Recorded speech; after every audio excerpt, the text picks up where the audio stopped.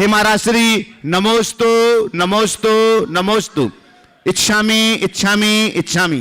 पूज्यवर मुनि श्री संधान सागर जी महाराज जी के पावन चरणों में प्रार्थना करते हैं। दोनों हाथों को आकाश की ऊंचाइयां देके जयकारा लगाते हैं।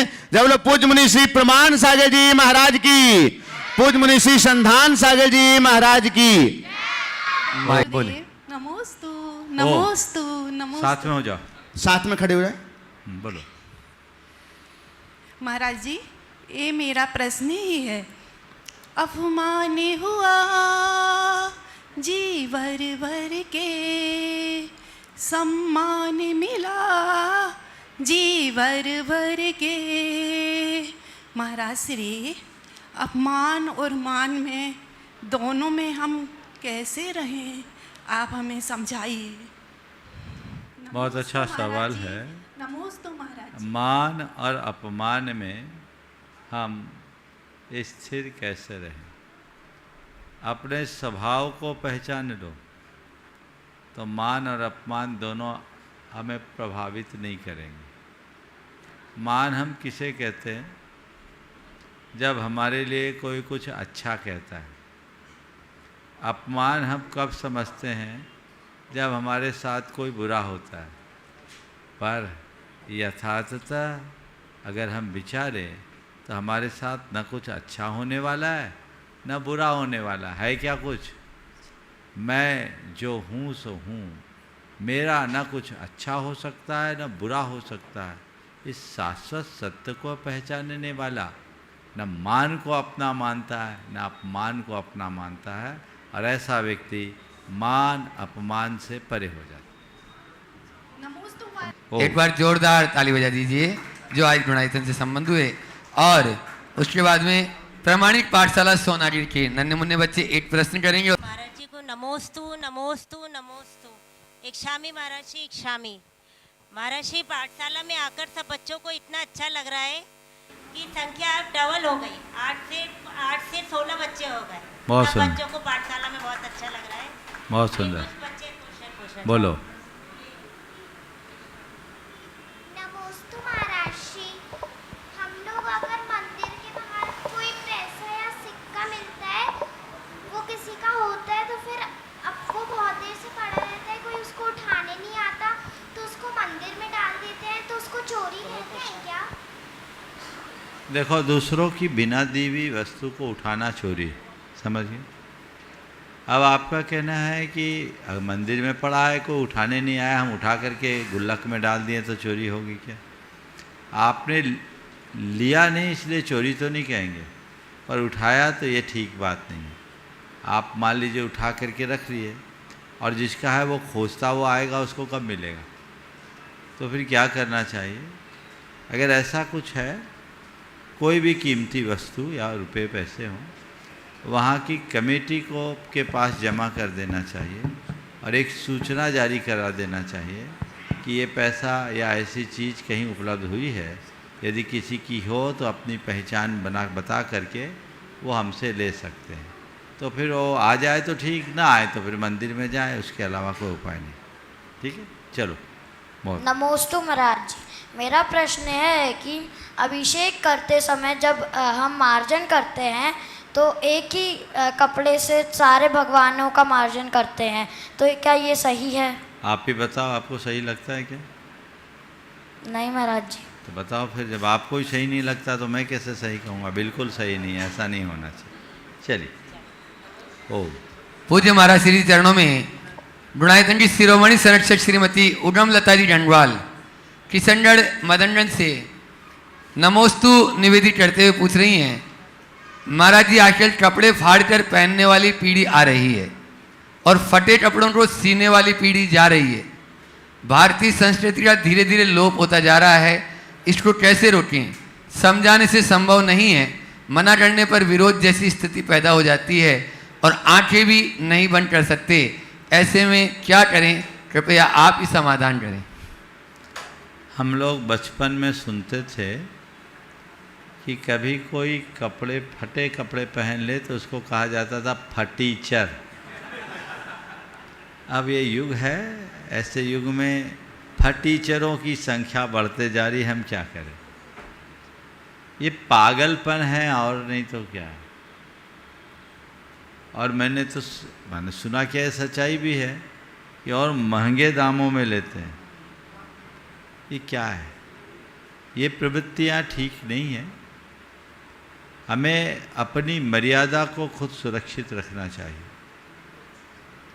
इस विषय में मैं यही कहूँगा कि अपने बच्चों को प्रेरणा दो कि तुम जो पहन रहे हो ठीक है, तुम्हारी अपनी चॉइस है, पर फटे पहन क्यों रहे हो ये बता दो।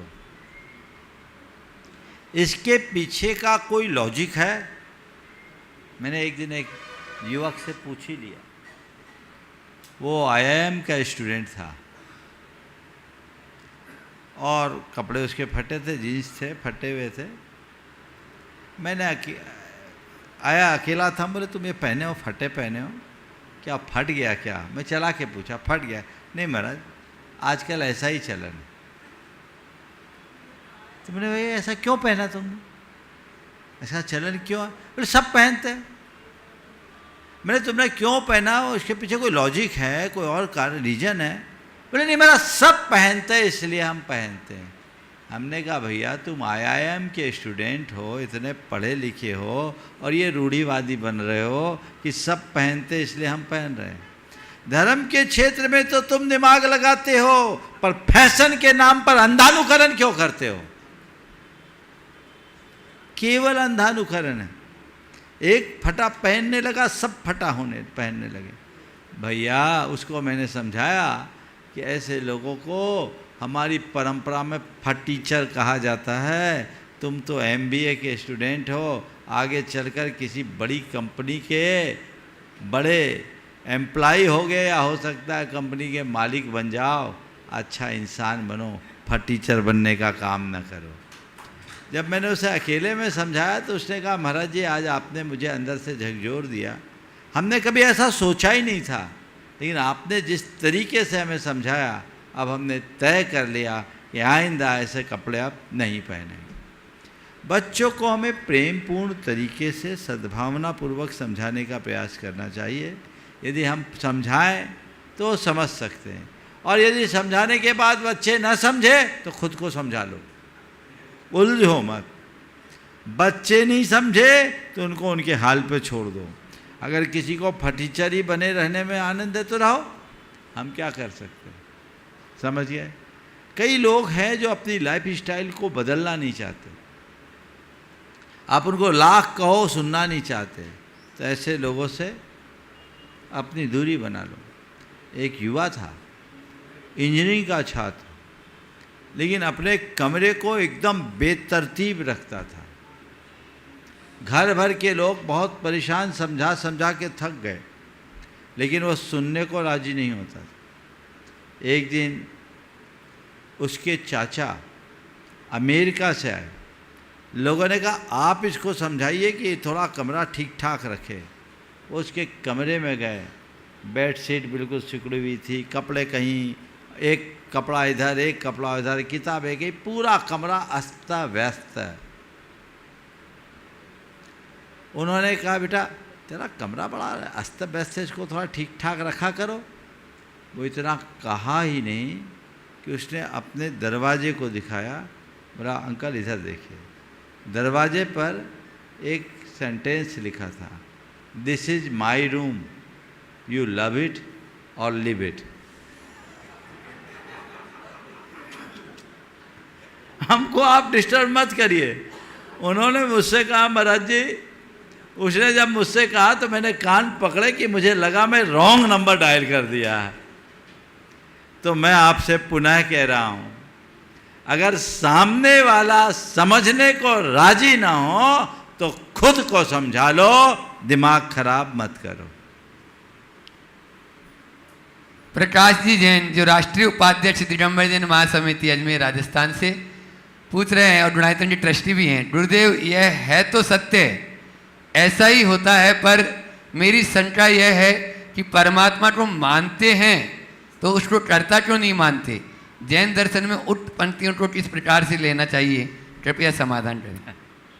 देखिए, एक बार यही सवाल हमसे दर्शन शास्त्र की एक प्रोफेसर ने पूछा, वो महिला थी, उन्होंने कहा महाराज जी हमें जैनिज़्म की सब बातें अच्छी लगती है, पर एक बात समझ में नहीं आती कि जैन धर्म में ईश्वर को मानते पर ईश्वर के कर्तृत्व को क्यों नहीं मानते।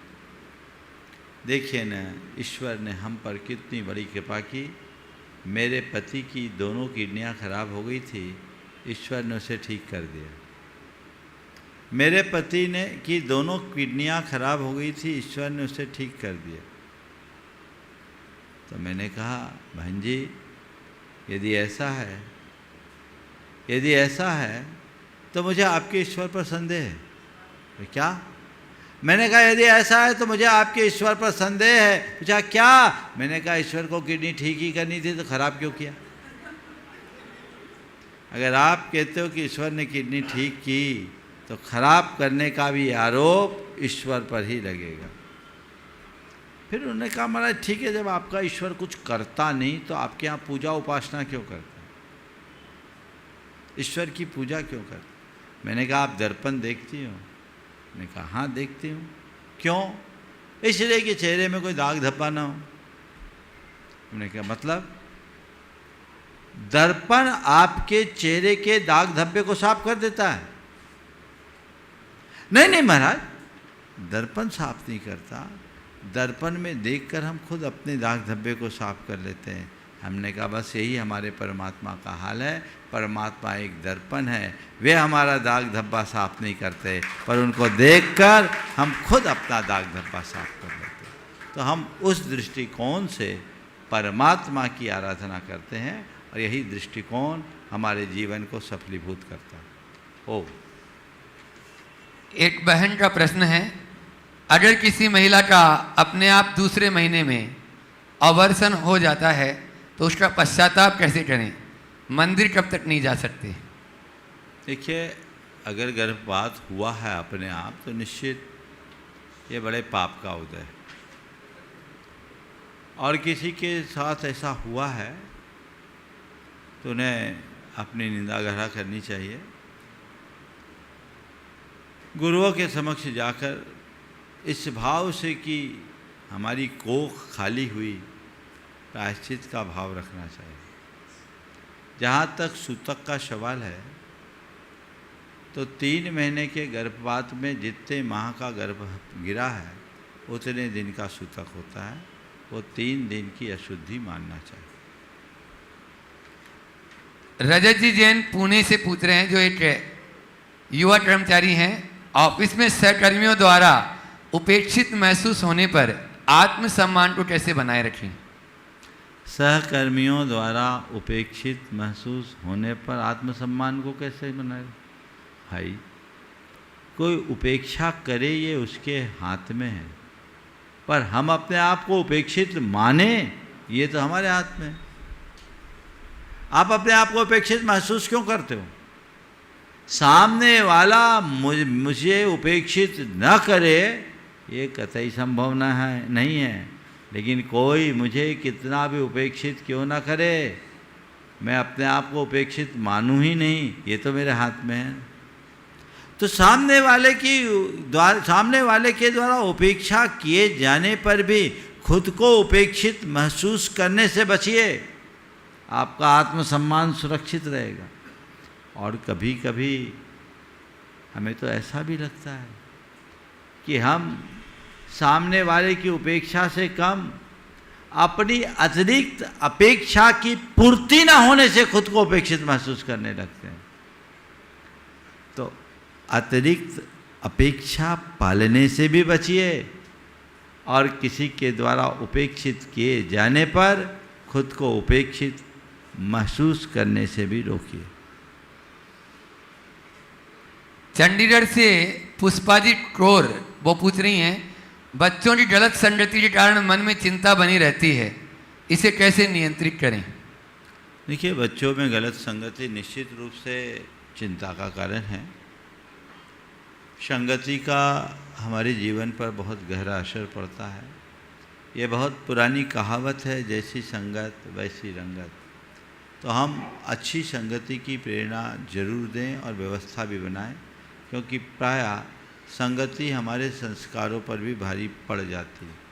इसलिए बच्चों को अच्छी संगति देनी चाहिए, पर अच्छी संगति के लिए हम प्रारंभ से बच्चों को वैसा तैयार करें, मानसिक रूप से बच्चों को तैयार करें, उन्हें इस बात का अच्छे से एहसास करें कि संगति का जीवन में स्थान क्या है और हमें किसकी संगति में रहना चाहिए और किसकी संगति से बचना चाहिए। ये भाव बोध यदि बच्चों में जग जाए तो उन्हें ज़्यादा कुछ कहने और करने की आवश्यकता नहीं होगी। आजकल मैं देखता हूँ बच्चे जब तक माता पिता के पास रहते हैं तब तक तो ठीक रहते हैं, जैसे उच्च शिक्षा संस्थानों की ओर रुख करते हैं वहाँ के वातावरण में पूरी तरह से भटकाव आ जाता है और वो बिगड़ जाते हैं और कई बार तो पूरी मर्यादाएं भी समाप्त हो जाती हैं। तो हमें उनके प्रति बहुत सजगता और सावधानी रखने की ज़रूरत है और इसे पूरी तरह से ध्यान से अपनाने की आवश्यकता और अपेक्षा है। बच्चों को समझाएं कि संगति हमें कैसे देनी चाहिए और उसे केवल संगति के लिए न करें, उनको उसी तरीके से तैयार करें। उनकी पढ़ाई लिखाई प्रारंभ से ही ऐसी कर दें, ऐसे ही विद्यालयों में उनको हम पढ़ाएं, ऐसे ही उच्च शिक्षा संस्थानों में उन्हें भेजें जहां उनके अनुकूल संगति हो, उनके चरित्र को निखारने वाली संगति हो। उन्हें इस विषय में हम हर पल सजग और सावधान रहने की प्रेरणा देते रहें तो ये भटकाव कुछ अंशों में रुक सकता है। राजेश जी जैन इंदौर से नमोस्तु पूर्वक पूछ रहे हैं, जो शिक्षक हैं, छात्रों की अनादरपूर्ण बातें मन को दुखी कर जाती है, उन्हें कैसे सकारात्मक रूप से लें? देखिए ये समस्याएं सबकी, कोई मेरा आदर करे अच्छी बात है, पर आदर न करे उसको भी हम अनादर मान लेते हैं और कभी कभी अनादर करते हैं तो ये भी ठीक नहीं। एक समय था जब छात्र शिक्षकों को बहुत आदर सम्मान के साथ देखते थे। आजकल ये आदर सम्मान का भाव कम हो गया, आज का पूरा प्राय चलन ही ऐसा हो गया। तो पहले तो मैं ये कहूँगा कि अगर बच्चे अनादर कर रहे हैं तो हमें अपने भीतर झांक कर देखना चाहिए, कहीं मुझ में तो कोई कमी नहीं है। अगर मुझ में कोई कमी है जिससे लोग मेरा अनादर कर रहे हैं या सम्मान कर रहे हैं, तिरस्कार कर रहे हैं, तो मुझे सबसे पहले खुद में सुधार करने का प्रयास करना चाहिए। मैं आज भी मानता हूँ कि जो बड़े चरित्रवान निष्ठावान लोग होते हैं, लोग उनका हमेशा आदर करते हैं, उनका बहुमान करते हैं। तो पहले आप अपने अंदर झांक करके देखिए कि कहीं मेरे व्यक्तित्व में कोई कमी तो नहीं है, यदि है तो उसे सुधार कीजिए। और उसके बावजूद यदि कोई किसी दुराग्रहवश आदर सम्मान न करे तो अपना अनादर मत मानिए, उसे विनम्रता से स्वीकार कर लीजिए। ये सोचिए कि कहीं ना कहीं ये मेरे संस्कारों की कमी है, मेरे प्रयासों की कमी है कि हम अपने बच्चों को इतना आदर सम्मान नहीं सिखा पाए। अब मुझे ये मेरी जिम्मेदारी है कि मैं बच्चों को और ढंग से पढ़ाऊँ, सीख दूँ, संस्कार दूँ, ताकि वे बड़ों का आदर सम्मान सीख सकें। बेंगलुरु से अमन राव जी, जो एक उद्यमी हैं, स्टार्टअप में लगातार असफलताओं के कारण आत्मविश्वास डगमगाने लगा है, चारों तरफ अंधेरा ही अंधेरा नजर आता है। गुरुवर, आप ही मुझे कोई सही राह बताएं। स्टार्टअप में विफलता मिलने के कारण आत्मविश्वास डगमगाने लगा है, चारों तरफ अंधेरा ही अंधेरा दिखता है, कोई सही राह बताएं। देखिए, मैं सबसे पहले तो ये कहूँगा कि आप किसी भी कार्य में आगे बढ़ें, किसी भी क्षेत्र में आगे बढ़ें, एक बार में हर किसी को सफलता नहीं मिलती। अपने अतीत को याद रखिए, हमने जब से चलना शुरू किया न जाने कितनी बार गिरे होंगे, और गिरना एक प्रकार की ये सबके साथ संयोग है, गिरेंगे, पर गिरना कोई बड़ी बात नहीं है। गिरकर उठना पाना ये सबसे बुरी बात है। तो हम गिरे इसकी कोई परवाह ना करें, हम हमेशा एक बात ध्यान में रखें कि हम जो गिरे हैं वो गिरने के लिए नहीं, फिर से उठने के लिए। यदि हमें सफलता नहीं मिली तो इस बात को लेकर चिंतित होने की कोई आवश्यकता नहीं। हम विफल हुए हैं, लेकिन आने वाली सफलता की संभावना आज भी मुझसे जुड़ी है। मुझे सफलीभूत होना है, मैं सफल होऊंगा। ये भाव और ये प्रयास मन में जगा के रखे तो जीवन में बड़ा बदलाव घटित हो सकता है और ये हमारे जीवन को परिवर्तित कर सकता है। जहाँ तक स्टार्टअप में सफलता न होने से आई हताशा का परिणाम, पहले तो मैं ये कहूँगा कि आजकल ये जो चलन हो पड़ा है कि सब में स्टार्टअप स्टार्टअप स्टार्टअप, अच्छा काम, संभावनाएं हैं, लेकिन अपनी क्षमता और संसाधनों को देखते हुए काम करना चाहिए। आप किसी भी काम में अगर ऐसे काम में हाथ डाल रहे हैं जिसका अभी तक कोई अनुभव नहीं, केवल एक संभावना के बल पर कर रहे हैं, तो आप तभी हाथ डालिए जब उसके नकारात्मक परिणामों को भी झेलने की ताकत हो। ऐसे मत करिए, नहीं तो आप टूट जाएंगे। जमा पूंजी है नहीं और आप आगे बढ़े तो आप टिक नहीं पाएंगे। हमारे यहाँ बुजुर्गों के द्वारा एक बात कही जाती थी, समर्थ व्यक्ति को ही नया धंधा करना चाहिए। क्या बोल रहा हूँ? नया धंधा समर्थ व्यक्ति को ही करना चाहिए। क्यों? कदाचित फेल भी हो जाए तो सेहत ना बिगड़े। और जो असमर्थ व्यक्ति है, कम पूंजी वाला आदमी है या इधर उधर से जुगाड़ करके काम शुरू किया है, उस व्यक्ति के साथ क्या होगा? कदाचित सफलता न मिले तो वह पूरी तरह टूट जाएगा, फिर कभी उठकर खड़ा नहीं हो पाएगा। समझ गए? तो बच्चों को भी सीख दे कि केवल प्रोजेक्ट रिपोर्ट के आधार पर काम मत करो। आज स्टार्टअप वालों की तो बाढ़ है, हजारों लाखों बल्कि उससे ज़्यादा होंगे, न जाने कितने, पर सफल कितने होते हैं? इक्का दुक्का। इसलिए केवल कैलकुलेशन से सब चीज़ें नहीं चलती। अपनी क्षमता, अपने पास उपलब्ध संसाधन, अपनी पृष्ठभूमि, अपना बैकग्राउंड, इन सब को ध्यान में रख कर के काम करो तो कभी हताश नहीं होंगे। फिर भी यदि आप स्टार्टअप में असफल होने से हताश हो रहे हैं, हताश क्यों हो रहे हैं? आप इसे सकारात्मक रूप से इस तरह से लीजिए कि कम से कम मैं स्टार्टअप के लायक तो बना। इसका मतलब मेरे अंदर कुछ तो टैलेंट है, और इतना टैलेंट है, इतनी प्रतिभा है कि मैं कुछ भी कर सकता हूँ। अपना ही नहीं, अपने परिवार का, और अपने परिवार का ही नहीं, अपने पूरे कुटुंब का गुजर बसर करने में मैं समर्थ हो सकता हूँ। मैं अपना तरीका बदलूँगा।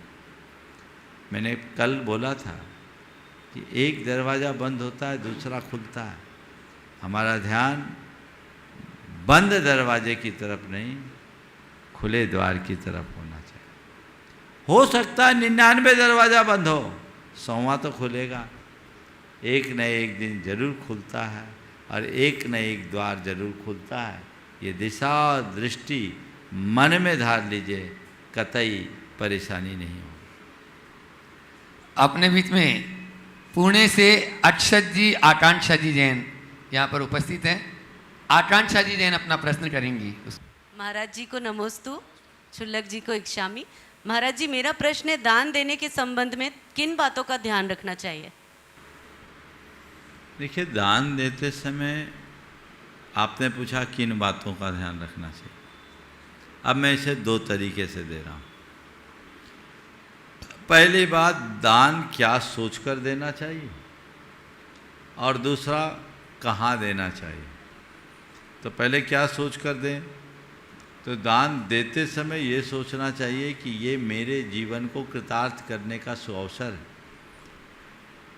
ये मेरे जीवन को धन्य बनाने का मौका है, ये मेरे पाप को झड़ाने का प्रसंग है, और ये मेरे लिए एक कल्याणकारी सबल निमित्त बनकर आए। आप इस तरह के भाव से भरकर कभी दान करेंगे तो आपका मन हर्षित होगा, बहुत हर्षित होगा। और मैंने ऐसे लोगों को भी देखा है कि वे नाचते हुए दान दिए। मैं जयपुर में था, दिल्ली का एक परिवार गुनायतन से शिरोमणि संरक्षक के रूप में जुड़ा, बहुत भाव लेकर आना हुई तो इतने खुश होकर के इतने जोर से नाच पड़े पति पत्नी दोनों, जैसे उनकी बहुत बड़ी मुराद पूरी हो गई। उन्होंने कहा आज हमें इस बात की बेहद प्रसन्नता है कि मेरा धन अच्छे काम में लग गया, मैं अपने आप को कृतार्थ महसूस कर रहा हूँ। तो ये मानसिकता आप सबको रखनी चाहिए। बहुत कम लोग हैं जिनके मन में ऐसा हर्ष होता है। बोलो, जिस साल आप लोगों को ज़्यादा दान करना पड़ता है और प्राय जब साधु संत आते हैं तो ऐसा हो ही जाता है, उस साल आप क्या सोचते हो? इस साल खर्चा बढ़ गया या पुण्य बढ़ गया? क्या सोचते हैं? ईमानदारी से बोलना, हमारे सामने तो बोल रहे हो। घर का हिसाब लगाओगे तो कहोगे इस साल का खर्चा बढ़ गया। खर्चा नहीं बढ़ा है, क्या बढ़ा है? पुण्य बढ़ा है, पाप झड़ा है, जीवन धन्य हुआ है, कृतार्थ हुआ है। ऐसा अहो भाव मन में जगाओ तो देखो क्या होगा, आनंद आएगा। आज ही एक व्यक्ति, उसका संदेश आया, उसको किसी निमित्त से किसी ने कोई सूचना दी, कोई फोन दिया।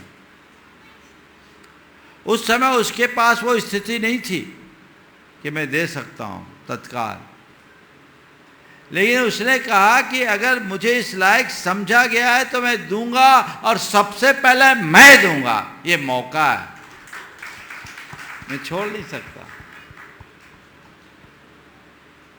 तो ये भाव बहुत बिरलों में होता है, ऐसा भाव जगाना। अब दूसरे तरफ का, कहाँ देना? तो जहाँ दान का सदुपयोग हो वहाँ आवश्यकता अनुरूप दान देना चाहिए।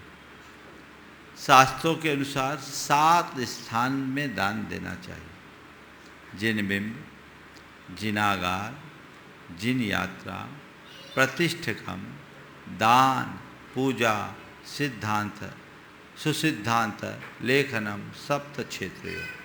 ये 7 क्षेत्र पारमार्थिक स्थान के भगवान के बिंब की स्थापना, जिन मंदिर का निर्माण, तीर्थ यात्रा, प्रतिष्ठा, पंचकल्याणक प्रतिष्ठा, अभी आने वाला आप लोगों के लिए सौभाग्य मिल रहा है। दान, चतुर्विध संघ को दान, आहार, औषधि, उपकरण, आवास दान। पूजा, भगवान के बड़ी बड़ी पूजा विधान, आराधना। और लेखनम, शास्त्र लेखनम, शास्त्र का प्रकाशन। कुल मिलाकर जिससे संस्कृति का विकास हो, जिससे धर्म का प्रकाश हो, जिससे लोगों में धार्मिक श्रद्धा भरे, ऐसे कार्यों में अपना द्रव्य लगाकर अपने आप को कृतार्थ समझना चाहिए। इसी के साथ दान में करुणा दान के अंतर्गत मानवीय भावना से भरकर दीन दुखी जीवों के कल्याण के लिए भी अपना दान करना चाहिए। हम धर्म की, संस्कृति की उन्नति के लिए अगर कहीं योगदान देते हैं तो एक महत् कार्य होता है। जहाँ भी अच्छा मौका मिले हमें उल्लसित चित्त होकर दान देना चाहिए। हाँ बेटा, हाँ बोलो। महाराज जी, आदिनाथ भगवान को जैन धर्म के बारे में कैसे पता चला? आदिनाथ भगवान को जैन धर्म के बारे में किसी से पता नहीं चला, उनने खुद का रिसर्च करके जाना। उनने जाना धर्म क्या है। आदिनाथ भगवान ने धर्म को बताया, जैन धर्म को नहीं बताया। ध्यान से सुनो, धर्म तो अपने अंदर छिपा हुआ है ना, उसको उन्होंने जाना और हमें बताया। और बताने वाले भगवान आदिनाथ थे, वो जिन थे। क्यों जिन किसको बोलते हैं? जो अपने आप को जीत ले, अपनी बुराइयों को जीत ले, वो जिन है। तो वो जिन थे, इसलिए उनके द्वारा बताए जाने वाले धर्म को हमने जैन धर्म कहा। समझ गए? चलो बैंकर्स, आज अपने बीच में जैन बैंकर्स फोरम भोपाल के प्रभात जी गोयल जो अध्यक्ष हैं, आनंद जी सराफ उपाध्यक्ष, सचिव अनिल जी जैन, सह सचिव राजेंद्र जैन और उनके संपूर्ण साथी रहने के बाद जोरदार तालियों से इन सभी का उत्साहवर्धन कर दीजिए और वे अपना प्रश्न गुरु चरणों में करेंगे। महाराज जी, अखिल भारतीय जैन बैंकर्स फोरम की और सभी सदस्यों की ओर से आपको बारंबार नमोस्तु नमोस्तु नमोस्तु। शुल्लक जी को इच्छामि इच्छामि इच्छामि। हाँ बोलो बोलो बोलो। हाँ महाराज जी, अखिल भारतीय जैन बैंकर्स फोरम का गठन आचार्य श्री विद्या के चातुर्मास के समय में वर्ष 2016 में हबीबगंज मंदिर में हुआ था। इसकी 32 शाखाएं हैं, उसका हेड ऑफिस दिल्ली में है। हमारा मुख्य उद्देश्य यह है कि समाज के सभी लोगों को जो बैंकिंग के संबंध में जो उनको समस्याएं होती हैं, मदद होती है, वो हम लोग करते हैं। हम लोग समाज के लोगों को ऋण प्रदान करना, KYC नॉर्म्स करना, आजकल ऑनलाइन फ्रॉड्स हो रहे हैं, डिजिटल बैंकिंग संबंधी समस्याएं हो रही हैं, उन सब में मदद करते हैं। महाराज जी, विगत दिनों हमारी नई कार्यकारिणी गठन हुआ है, तो आज हम सभी कार्यकारिणी के सदस्य और सभी मेंबर्स आपका आशीर्वाद लेने आए हैं।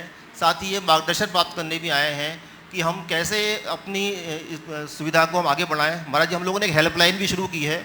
उस हेल्पलाइन को राजेश जी थोड़ा आगे लाएं। तो हेल्पलाइन में हमने विभिन्न मंदिरों में हमने ये पोस्टर टांगे हुए हैं। कोई भी इन नंबरों पर लाकर हमसे अपनी समस्या का निदान पा सकता है। हम कैसे और आगे समाज के काम में आ सकें, ये मार्गदर्शन आपसे चाहते हैं और आशीर्वाद चाहते हैं आपसे। बहुत बहुत प्रसन्नता का विषय है। मैं चाहूँगा एक बार इन सब का उसको खुले रखिए, खुले सभी का जोरदार अभिनंदन कीजिए। वर्तमान में अनेक प्रकार की समस्याएं हैं जो बैंकिंग संबंधी है। लोग बहुत परेशान होते हैं और ख़ासकर हमारे समाज के छोटे लोग बुरी तरह प्रभावित हैं। आप लोगों की ये पहल बहुत सार्थक पहल है और मैं तो चाहूँगा इसका सब लोगों तक प्रचार प्रसार होना चाहिए ताकि किसी भी प्रकार के व्यक्ति को कोई भी परेशानी हो तो आप लोगों के साथ संपर्क करके लाभ उठा सके। आज का युग डिजिटल युग है, इसका एक पोर्टल बना लिया जाए और उस पोर्टल के माध्यम से आप लोगों को ज़्यादा अच्छे से सॉल्यूशन दे सकेंगे, ऐसा प्रयास करना चाहिए। बहुत सारी चीज़ें हैं, चाहे साइबर क्राइम की हो या अन्य चीज़ों की हो, इसी तरह लॉस हो, रिकवरी है या अन्य जनरल बैंकिंग की प्रॉब्लम्स है, ये बहुत परेशान करने वाली है। ऐसे समय में आप सब जो अनुभवी लोग हैं यदि रास्ता दिखाएं तो बहुतों का काम हो सकता है। साधर्मी वात्सल्य के लिए भी एक बहुत अच्छा उदाहरण बन सकता है। कई लोग हैं जो किसी वजह से नुकसान का सामना करते करते बैंकों के जो अधिकारी हैं उनके कई बार उनके दुर्व्यवहार या उनके नकारात्मक रवैये से इस तरह से प्रभावित हो जाते हैं कि पूरी तरह उजड़ जाते हैं। तो अगर आप लोगों की सही सलाह मिले तो आप ज़रूर ऐसे लोगों के लिए सहायक बन सकते हैं। और मैं ये भी कहूँगा कि किसी के साथ ऐसी कोई समस्याएं हैं तो एकदम से घबराए नहीं, ऐसे लोगों से परामर्श लें, वो खुद आपको रास्ता बताएंगे कि आपके लिए क्या उपाय हो सकता है और जो विधि सम्मत रास्ता है उस रास्ते के अनुरूप चलते हुए अपने जीवन को अच्छा बनाएं। बहुत बहुत आशीर्वाद। राजेंद्र जी ने बावड़िया चला। राजेश भी हैं, राजेंद्र जी। अच्छा हाँ, बोलो बोलो। महाराज जी, आजकल पूरी दुनिया में अशांति फैली हुई है। कई देश युद्धरत हैं, आपस में युद्ध चल रहा है, आतंकवादी भी घटनाएं बढ़ रही हैं और धर्म पूछ के महिलाओं के सुहाग को उजाड़ा जा रहा है, सिंदूर को। मेरा प्रश्न यह है कि हम महावीर के संदेशों पे जियो और जीने दो, अहिंसा परमो धर्म पे चलकर क्या इस देश की रक्षा कर पाएंगे, इस राष्ट्र की रक्षा कर पाएंगे या अपने माता बहनों को सिंदूर को बचा पाएंगे? नमस्ते महाराज। देखिए, भगवान महावीर के संदेशों को आत्मसात करके ही हम विश्व में शांति स्थापित कर पाएंगे, ये सत्य है। क्योंकि हिंसा से अंत नहीं किया जा सकता, हिंसा का अंत अहिंसा से ही हो सकता है। जहाँ तक सवाल है कि इस तरह के आतताइयों आतंकवादियों का सामना कैसे करें, भगवान महावीर ने हम सबके लिए ये नहीं कहा कि कोई तुम्हें मारे तो तुम अहिंसा परमो धर्म के नारे लगाते रहो। भगवान महावीर ने आप गृहस्थों के लिए कहा यदि कोई तुम्हें मारने के लिए आए तो तुम अपने रक्षा के लिए उसे मार भी सकते हो, उसका प्रतिवाद भी कर सकते हो। ये विरोधी हिंसा है। और हमारे देश में कभी आक्रमण की परंपरा नहीं रही। बिल्कुल बिल्कुल। हमने सदैव रक्षात्मक दृष्टि से अपने कदम उठाए। बिल्कुल। तो जो भी इस तरह के रक्षात्मक प्रयत्न हैं वो धर्म की दृष्टि से बाधक नहीं है और भगवान महावीर के संदेशों के भी विरुद्ध नहीं है।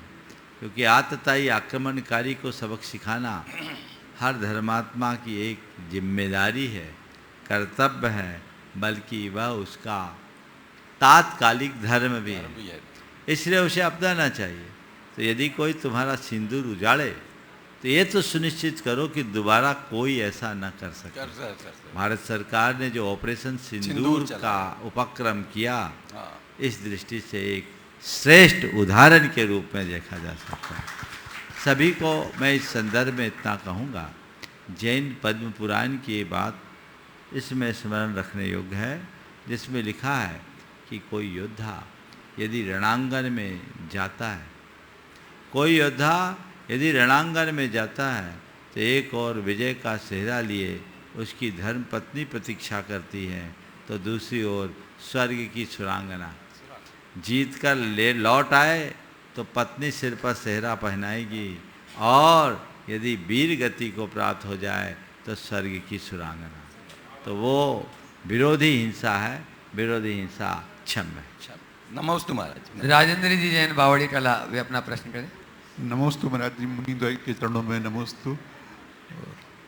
इच्छामी महाराज जी, मेरा प्रश्न मंदिर जी की शिखर की संरचना को लेकर है। पहले ज़माने में मंदिर जी में एक मंजिल हुआ करते थे, शिखर ऊपर हुआ करता था, उसके नीचे सब लोग पुजारी गण रहते थे, तो उसका प्रभाव पड़ता था।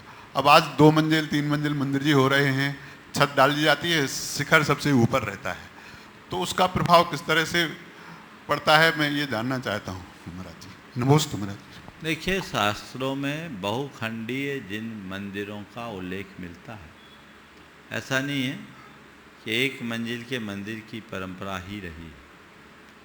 बहु मंजिले मंदिरों का भी उल्लेख मिलता है। ये बात सही है कि प्रायः एक मंजिले मंदिरों का ही चलन ज़्यादा रहा है और उनका ही निर्माण रहा है, और उसका अपना प्रभाव होता है। एक जगह लोग रहते हैं, लेकिन आजकल ज़मीनें महंगी, समाज बड़ी, तो अब क्या करोगे?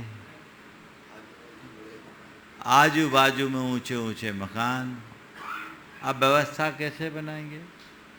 तो अलग अलग खंडों के मंदिर बनाने में कोई दोष नहीं है।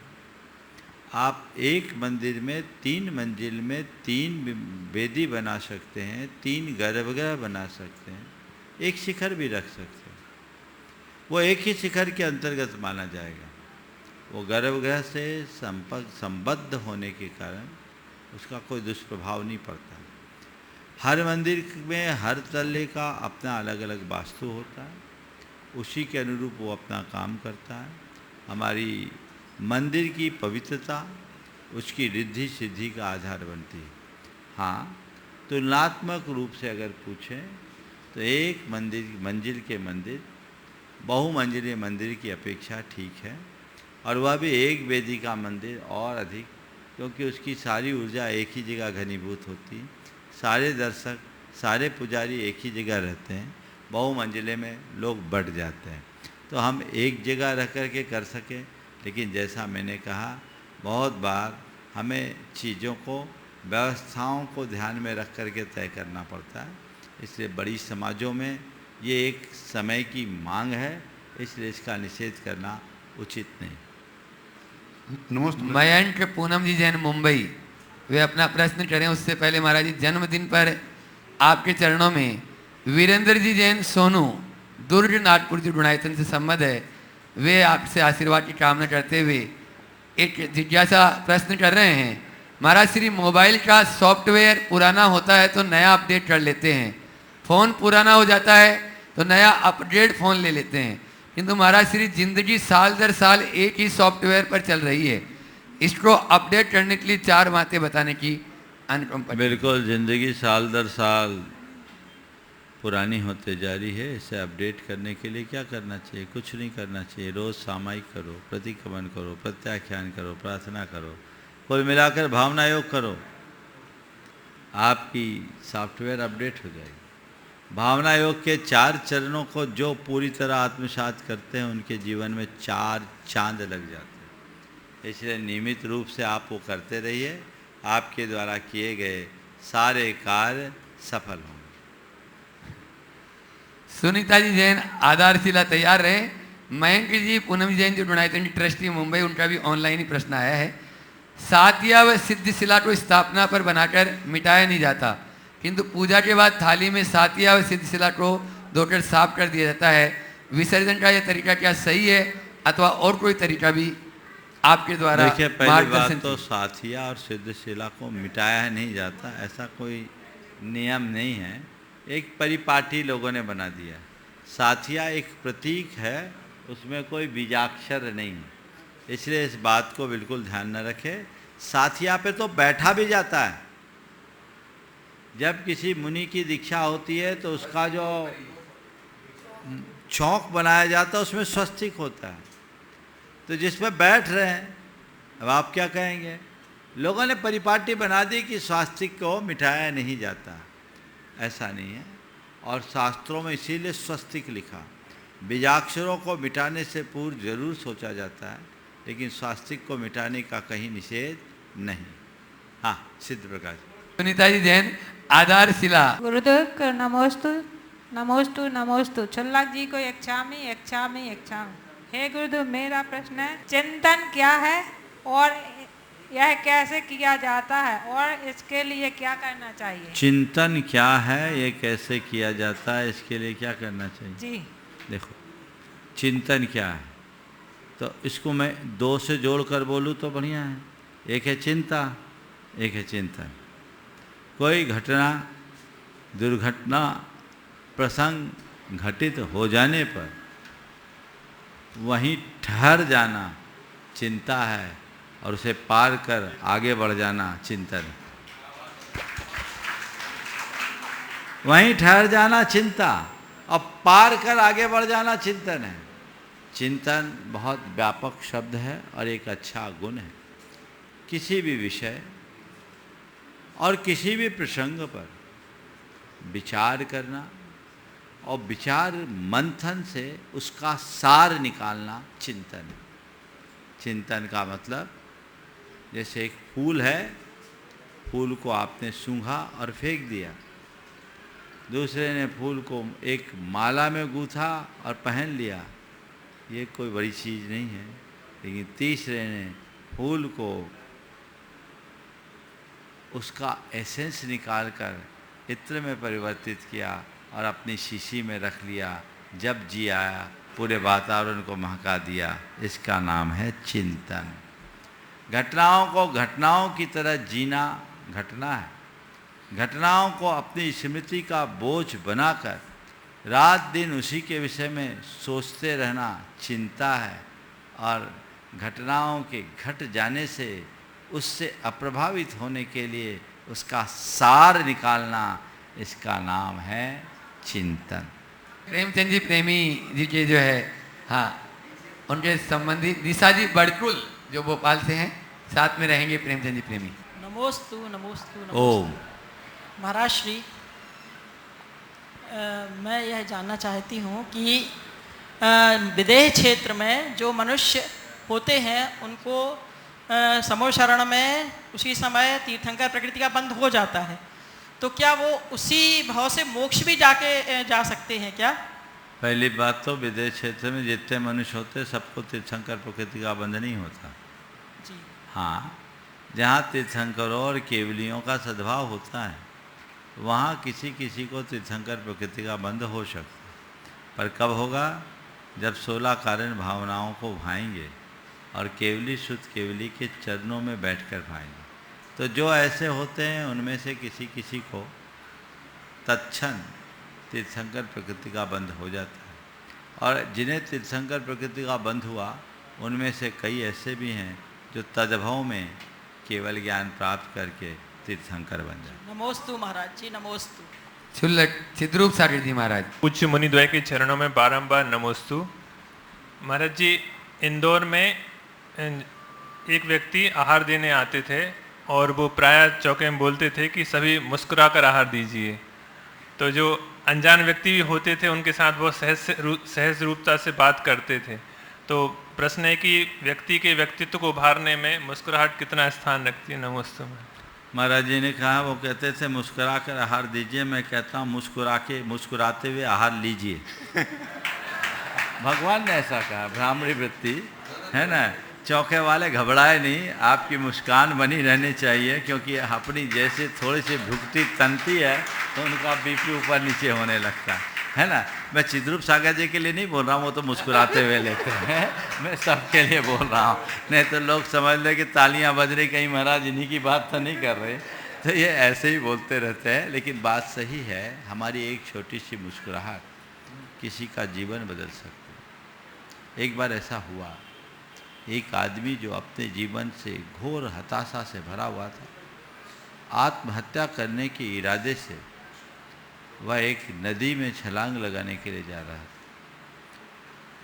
उसे सामने से आता हुआ देख एक व्यक्ति जो उसका मित्र हुआ करता था, उसकी नज़र पड़ी, उसने उसको देखकर मुस्कुराया और चूंकि उसके अंदर उथल पुथल थी, उसकी ओर से कोई बहुत रिस्पॉन्स नहीं आया। बोले क्या बात, तुम आज इतने ज़्यादा दुखी हताश क्यों देख रहे हो? उसने कहा, आज मैंने किसी पहले व्यक्ति को अपने सामने मुस्कुराता हुआ देखा है। आज तक जो कोई भी मेरे सामने आया है वो मुझे फटकारा ही है। तुम मुस्कुरा रहे हो, लेकिन क्या करूं, मेरे मन की मुस्कुराहट हमेशा के लिए गौन हो गई। उसने जब अपनी मनोव्यथा सुनाई तो उसने उसको समझाया कि जीवन से हारने में समाधान नहीं है, परिस्थितियों को हराने वाला समाधान पाता है। तुम डट करके काम करो, आगे बढ़ो। उसकी थोड़ी सी प्रेरणा से सामने वाले ने आत्महत्या का विचार त्याग दिया। तो तुम्हारी एक मुस्कुराहट किसी को जीवन दान भी दे सकती है। ऐसा प्रयास करना चाहिए। बंधु आने वाले 1 तारीख से 6 तारीख तक जिस पंच कहलाने की सूचना आप सबको दी गई, ये सहज रूप से हुआ आयोजन है। आयोजन बहुत पहले से चर्चा में था, बस भैया जी लोगों की उपलब्धता न होने के कारण हमने डेट घोषित नहीं की थी और आगे मुहूर्त नहीं है, इसलिए 1 तारीख से 6 तारीख तक ही है। और इस बात का कोई विकल्प ना करें, इधर भी पंच कहलाना, उधर भी पंच कहलाना। हम तो कहते हैं ये युग बहुत शुभ योग है, हर कोने कोने में पंच कहलाना होना चाहिए। अच्छी बात है, इससे अच्छी बात क्या होगी? ये पंच कहलाना का निमित्त है, पार्श्वनाथ भगवान मूल नायक होंगे। जिन्हें पार्श्वनाथ भगवान विराजमान करने की इच्छा है वे इस पर विचार कर सकते हैं।